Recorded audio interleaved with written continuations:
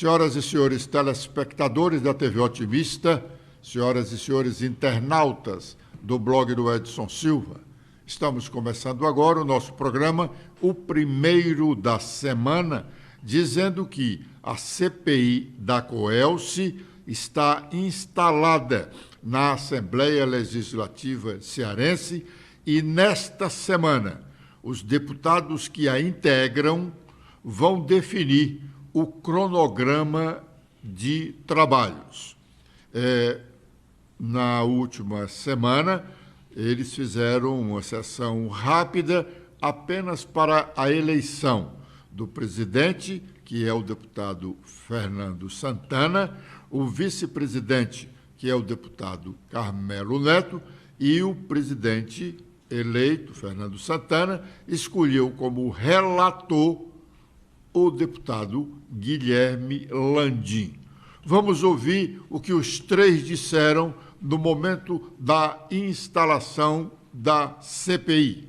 Eu quero agradecer a confiança de todos e já dizer que nós teremos dedicação, isenção, seriedade, e quero já, para aquele ou aquela que a gente entende as divergências, a gente entende quem é contrário, quem tem opinião divergente, mas que essa comissão ela não vai fazer nenhum tipo de caça às bruxas. Essa comissão ela vai investigar, apurar as centenas de milhares de denúncias e reclamações que nós temos.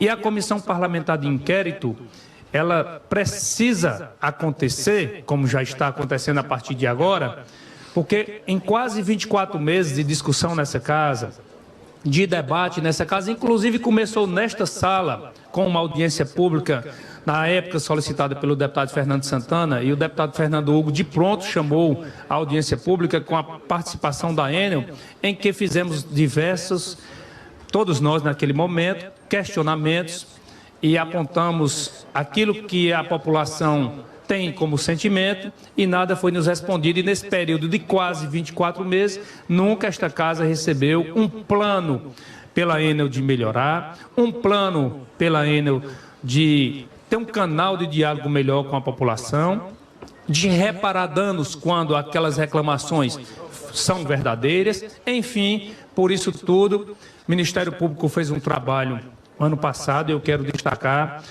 o relatório é público, eles identificaram várias irregularidades, é tanto que eles pedem lá mais de 43 milhões de reais de multa.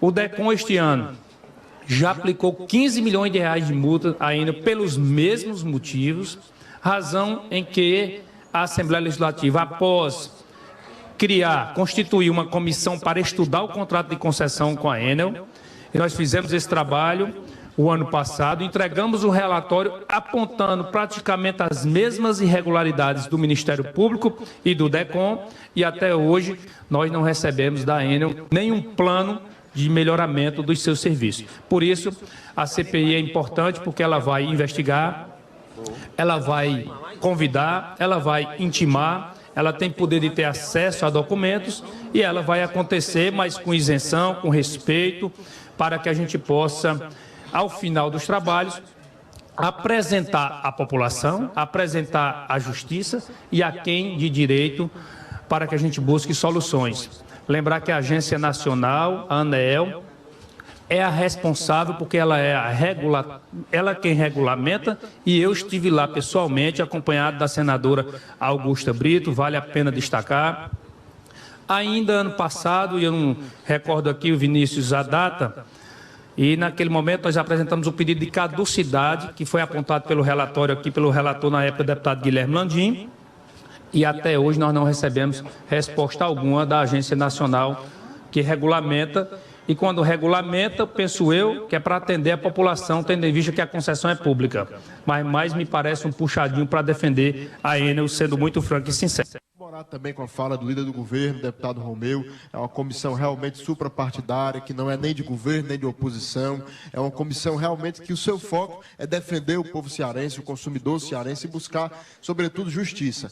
Não é justo que a Enel decida sair do estado do Ceará, vender os seus ativos, a concessão, e a Assembleia Legislativa do Estado do Ceará, nós, representantes do povo, não buscarmos alternativas, tanto para garantir a segurança do Estado do Ceará em novas concessões, em novos contratos, mas, sobretudo, o que foi feito. Não é possível que a gente feche os olhos diante do que foi feito até aqui com o povo cearense, com os consumidores do Estado do Ceará. Portanto, me coloco aqui 100% à disposição e 100% do meu tempo, juntamente ao presidente, deputado Fernando, ao relator, deputado Guilherme, e todos os deputados, para que nós possamos fazer uma comissão realmente produtiva e que possa, ao final, trazer frutos para o povo cearense. Dada essa responsabilidade de ser o relator dessa CPI, tão importante para o povo do Estado do Ceará, e quero reiterar aqui o meu compromisso de poder trabalhar com isenção, mas com muito afinco, para que nós possamos mostrar ao povo do Estado do Ceará, à imprensa do Ceará, tudo o que a Enel vem cometendo de irregularidades, de descumprimento de cláusulas contratuais, de descumprimento de prazos, descumprimento de decisões judiciais, como eu já trouxe para o plenário dessa casa, e como eu conversava com a deputada Lia Gomes agora há pouco, uma empresa que tem lucros de mais de 600 milhões de reais líquido, multas de 15 milhões de reais, deputada Agenor, é troco. Então ela paga sem nem questionar, porque para ela tanto faz como tanto fez. E agora está querendo, infelizmente, vender o que não pode. Porque ela está querendo vender não os 5 anos que estão faltando para concluir o contrato, mas estão querendo vender já a garantia de mais 30 anos. Então tem muito trabalho. Eu gostaria de pedir aqui a todos os deputados, os que fazem parte da comissão como titulares e suplentes, mas também os demais 46, que nós possamos estar aqui juntos em prol de, no mínimo, melhorar o serviço dessa empresa e fazer com que os cearenses não continuem sendo lesados. Já que no nosso relatório na comissão especial, né, deputado Fernando, nós pedimos 3 coisas. Uma delas, a abertura da CPI. A segunda, que o judiciário cearense pudesse agir de maneira mais forte contra essa empresa, o que nós vimos que tem começado a acontecer. E a terceira, o deputado Fernando já falou aqui, que foi o pedido da caducidade do contrato, que é um contrato federal, é importante frisar, isso é uma concessão federal, então a ANEEL é a responsável por esse contrato e sequer nós recebemos resposta da ANEEL.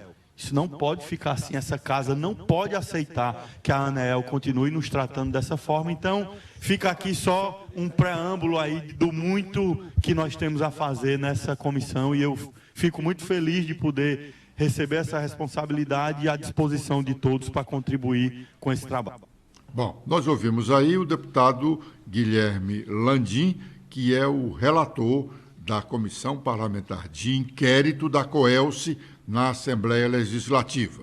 Antes, nós tínhamos ouvido o deputado Carmelo Neto, que é o vice-presidente, e o primeiro a falar foi o deputado Fernando Santana, que é o presidente da CPI.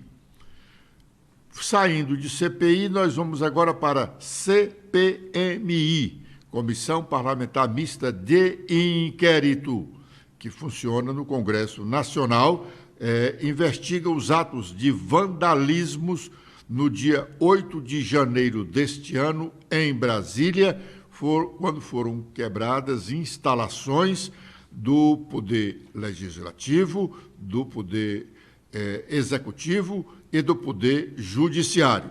A CPMI, não teve sessão na última quinta-feira, mas terá sessão ordinária na próxima terça-feira, que o feriado é só em Fortaleza. Em Brasília, o funcionamento é normal, as atividades do Legislativo, do Executivo e do Judiciário são normais. O feriado é apenas em Fortaleza, dia da nossa padroeira.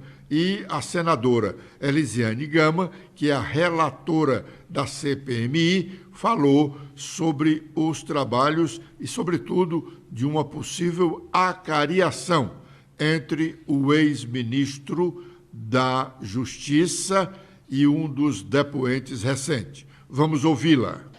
Sobre a questão das acariações, nós defendemos nesse primeiro momento uma acariação entre o Anderson Torres e o Almada, que era o superintendente da Polícia Federal da Bahia, que participou da reunião aonde, segundo informações do Almada, que ele inclusive já colocou isso de forma clara e também no seu depoimento na Polícia Federal, de que houve uma reunião para discutir um mapa que foi construído pelo Serviço de Inteligência do Ministério da Justiça, aonde houvesse pontos com a presença maior de eleitores ligados ao então candidato Lula. Para este local também haveria uma presença maior de policiais e, portanto, de agentes, de integrantes da Polícia Rodoviária Federal. Ou seja, se cria uma reunião na Bahia, onde o ponto central desta reunião é uma ação criminosa, que é atrapalhar o resultado eleitoral. Então, diante disso, ele diz, o Anderson Torres aqui falou claramente que não seria verdade essa reunião. O Almada disse que é verdade esta reunião. Então, há uma necessidade de a gente fazer, de fato, essa acariação.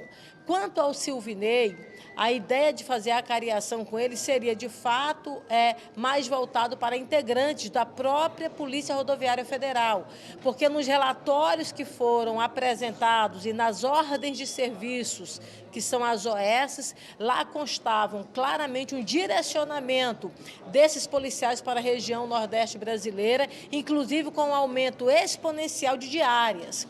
Ou seja, ele teve praticamente uma dobra em relação a essa quantidade de policiais, e os pontos aonde haveria essa fiscalização, houve uma concentração de uma forma exagerada para a região Nordeste brasileira. Agora é o momento de fazermos o nosso primeiro intervalo e já estaremos de volta com a sequência do nosso programa.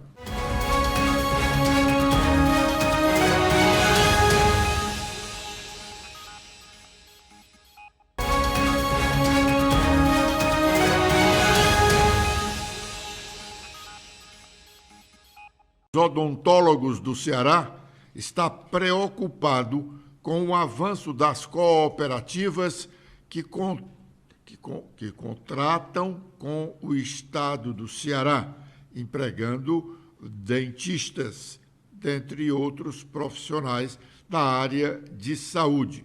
Essa preocupação é explicada pela diretora do sindicato, a Raquel Prachedes. Vamos ouvi-la. Doutora Raquel, qual é a relação do sindicato, aí é sindicato mesmo, com essas cooperativas? O Estado só contrata cooperativa. Então, a cooperativa dos odontólogos, não sei de quê, cooperativa de não sei o quê, cooperativa de enfermeiro, cooperativa de médico, anestesiologista. Ótima pergunta.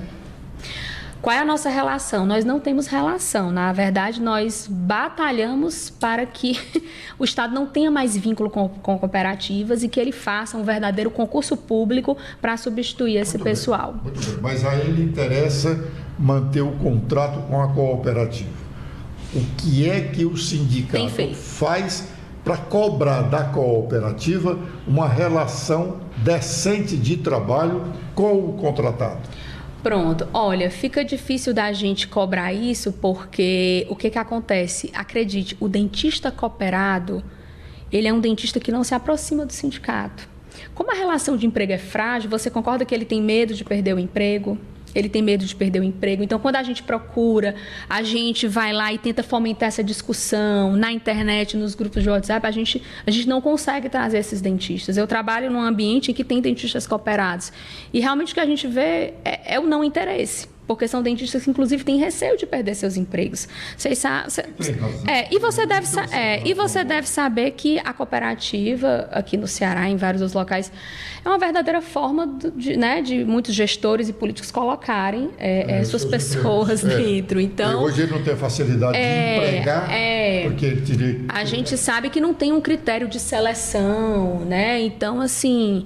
De repente, aquela pessoa adentra no serviço público a partir de uma cooperativa para uma indicação. O sindicato aí não poderia chamar, por exemplo, a Delegacia do Trabalho para fiscalizar isso? Como é? Ele está pagando quanto aqui? Está pagando o piso? o profissional tem um piso. Sim, sim. Ele está pagando o piso? Paga com quantas horas ele trabalha? Essas cooperativas não pagam, elas pagam por hora trabalhada. Elas pagam por hora trabalhada. A cooperativa, ela é algo que é legal. Mas o que acontece nas cooperativas odontológicas é uma verdadeira distorção do que realmente tem que ser. Né? Então, é difícil da gente conseguir fazer esse trabalho, porque existe a previsão legal da cooperativa, só que a gente precisa o quê? Precisa que os dentistas que estão ali sendo lesados venham, se manifestem para a gente levar as denúncias para o Ministério Público do Trabalho. Concorda? A gente precisa juntar essas denúncias e levar, e a gente não consegue por causa dessa dificuldade que eu te falei. Tá entendendo? Mas o sindicato tem autoridade para cobrar da Delegacia do Trabalho uma fiscalização determinada cooperativa. Tem, mas aí chega um momento que eles precisam das provas. Né? Sim, mas as provas, ele vai adquirir essas provas lá, com a documentação, com os comprovantes de pagamento do pessoal, com os horários de trabalho, né? Com os pontos que eles bateram, isso, aquilo, outro. Sim. Isso aí é uma coisa que a gente ainda vai colocar em prática, certo? A gente tem tentado muito conversar diretamente com a Secretaria de Saúde. O deputado Moésio Loyola foi festivamente recepcionado pelos demais deputados estaduais cearenses quando tomou posse em substituição ao deputado João Jaime, licenciado para tratamento de saúde.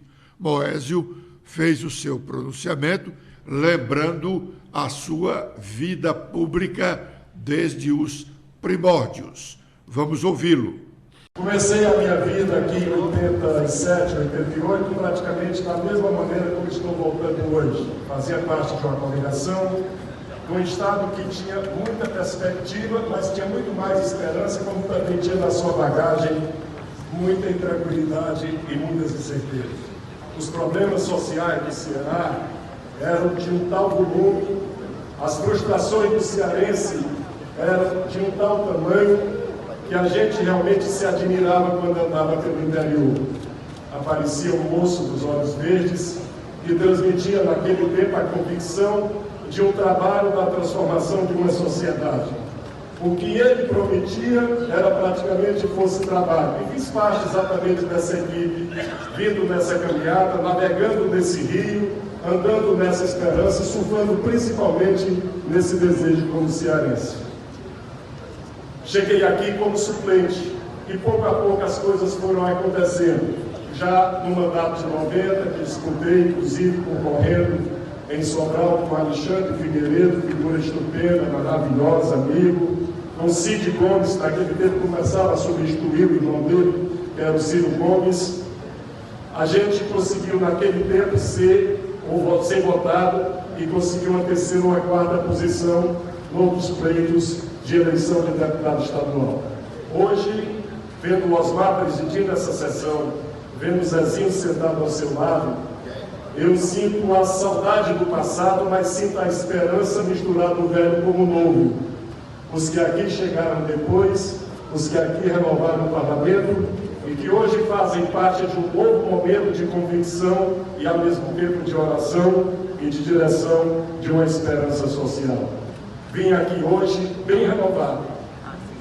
Fui fazer uma experiência no interior, matando saudade de Camaleão, conhecendo pés de preá mais de perto, vendo as dificuldades das agruras da natureza, das intempéries do tempo, e cheguei aqui por dizendo hoje uma coisa: posso estar mais velho, mas estou 100% mais renovado.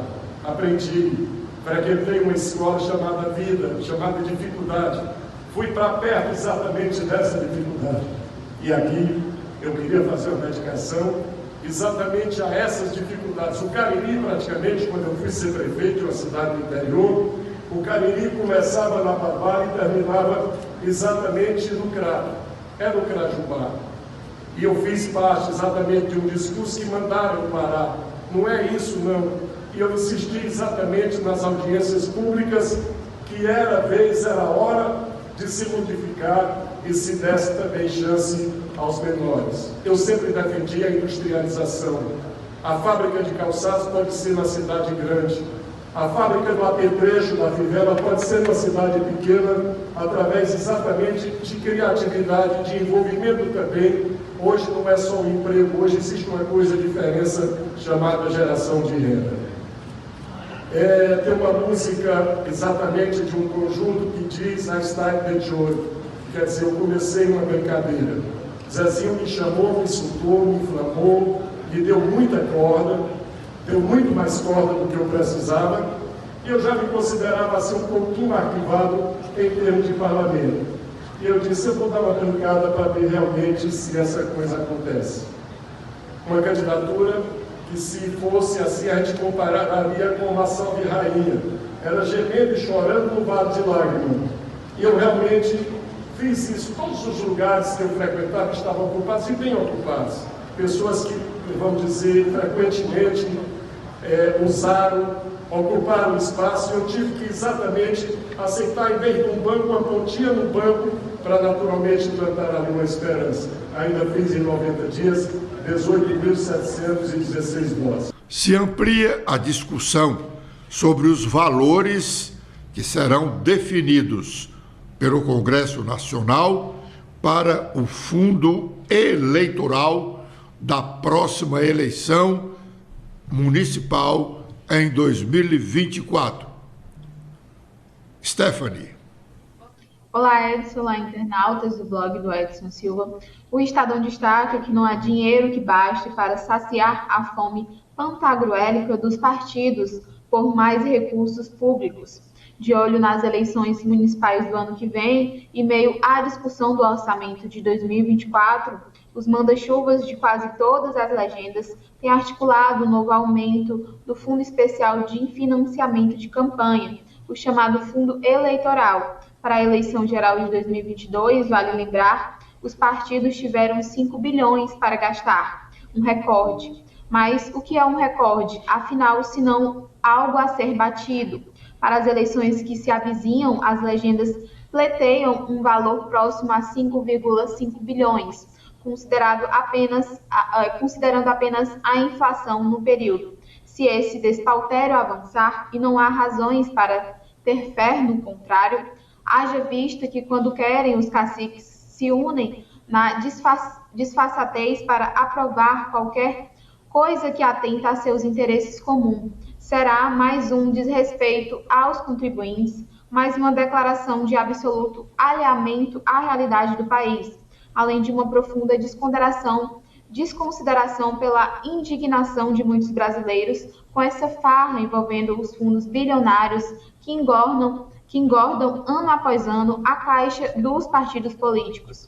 Os partidos, é importante deixar claro, não precisam de mais dinheiro, nem manter suas atividades político-administrativas, bancadas pelo fundo partidário, nem para custear as campanhas via fundo eleitoral. O que devem fazer, mas não fazem porque não lhes interessa, é buscar meios de financiamento privado, ou seja, enquanto durar o jogo de dinheiro público, gastar menos com mais eficiência e realizar campanhas mais baratas.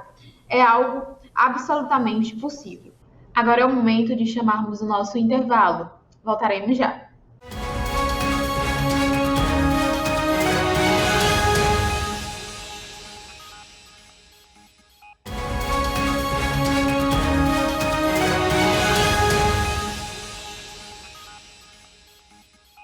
O noticiário político do fim de semana foi ampliado com a busca e a apreensão feita na última sexta-feira na residência e outros imóveis do general Mauro César Lourena Cid. Ele é pai do ex-ajudante de ordens do presidente Bolsonaro. Letícia. Olá, Edson. Olá a todos que acompanham o nosso programa desta segunda-feira. Bom, a Polícia Federal cumpriu na última sexta mandatos de busca e apreensão nos endereços do general Mauro César Lorena Cid, pai do ex-ajudante de ordens de Jair Bolsonaro, Mauro César Barbosa Cid e do advogado Frederico Walsef, que já defendeu o ex-presidente.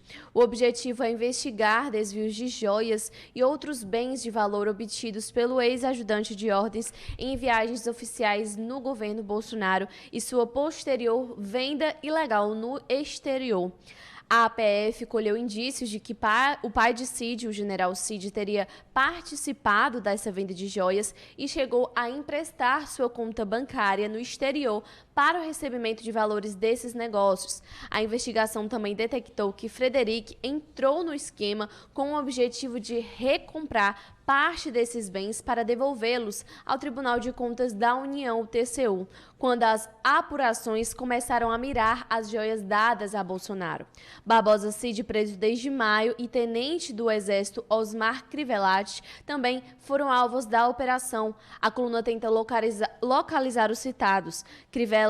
Crivellati, era responsável por guardar o patrimônio privado de Bolsonaro em uma área emprestada para ele na fazenda do ex-piloto Nelson Piquet, em Brasília. Os investigados são suspeitos de usar a estrutura do governo brasileiro para desviar bens de alto valor patrimonial, entregues por autoridades estrangeiras em missões oficiais a representantes do Estado brasileiro por meio da venda desses itens no exterior, informou a PF. Os valores obtidos dessas vendas foram convertidos em dinheiro em espécie e ingressaram no patrimônio pessoal dos investigados, diz a polícia. Os mandados foram expedidos pelo Supremo Tribunal Federal dentro do chamado Inquérito das Milícias Digitais e são cumpridos em Brasília, em São Paulo e em Niterói, no Rio de Janeiro. Os fatos investigados configuram os crimes de peculato e lavagem de dinheiro, conforme a PF. A operação foi batizada de Lucas 12:2, em referência ao versículo bíblico que diz: "Não há nada escondido que não venha a ser descoberto ou oculto que não venha a ser conhecido." Muito bem. Encerrando o nosso programa de hoje, nós agradecemos a audiência dos nossos telespectadores da TV Otimista e internautas do blog do Edson Silva. Na quarta-feira estaremos de volta neste mesmo horário. Obrigado. Eu também faço os meus agradecimentos e espero revê-los quarta-feira. Tenham todos um ótimo feriado.